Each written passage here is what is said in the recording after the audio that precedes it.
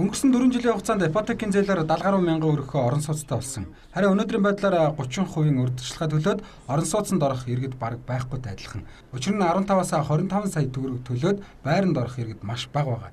Иймээс 30% урьдчилгааны босхийг бууруулах, мөн арилжааны банкар дамжуулах бус шууд иргэдэд зээлийг нь олгох чиглэлээр засгийн газар анхаарч ирсэн гэдгийг салбарын сайд нэмэлтлээ.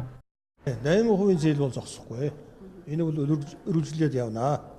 8% зээл дээр бол тэр 30% босгоог давж ер нь орон сууц авах хүмүүс бол ерөнхийд аваад дууссан гэж бид нар тэгж бодож байгаа. Одоо ер нь 30% бим одоо босхийг бууруулах юм уу эсвэл өөр байдлаар одоо бид нар Тоск гэж компани байгаа шүү дээ, нөгөө төрөөсийн орон сууц бол олгож байгаа.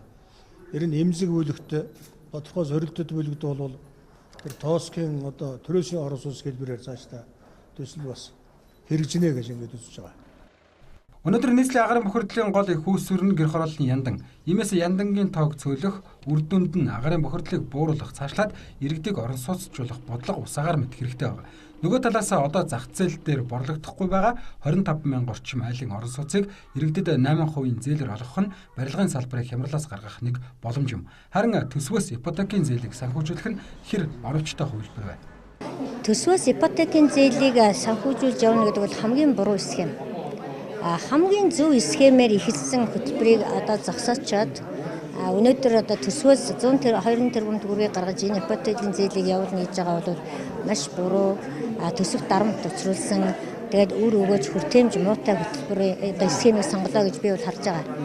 Энэ хувийн секторууд өөрсдөө хийгээд явах хөтөлбөр, тэр тусмаа арилжааны банкуд оролцоод анхны их усүрийн төр гаргаж өгсөн тусгай дундаж одоо дэмжих, орон сууцгүй хүмүүсийг орон сууцтай болгох, нөгөө талаас барилгын салбараа дэмжих гэж маш олон ач холбогдолтой хөтөлбөр байсан л да. Тэгэхээр би одоо эрх баригч нар маань удахгүй энэнийхээ одоо энэ схемийг буруу явуулсныгаа ойлгож зөв хэлбэрт нь оруулах байхаа гэж найдаж харж байгаа. Энэ онд нийт 10 мянга орчим өргөхөө орон сууцнд орох тооцоог салбарын яам гаргажээ. Мөн эх онд ипотекийн зээлийг үргэлжлүүлснээр энэ тооны өрх орон сууцтай болох юм.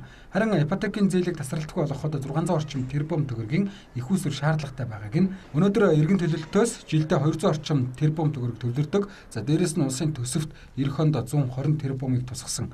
Үлдсэн 300 орчим тэрбум төгрөгийн их үүсвэрийг шийдэх гарцыг салбарын яам нэрлэж хэлж байгаа гэнэ.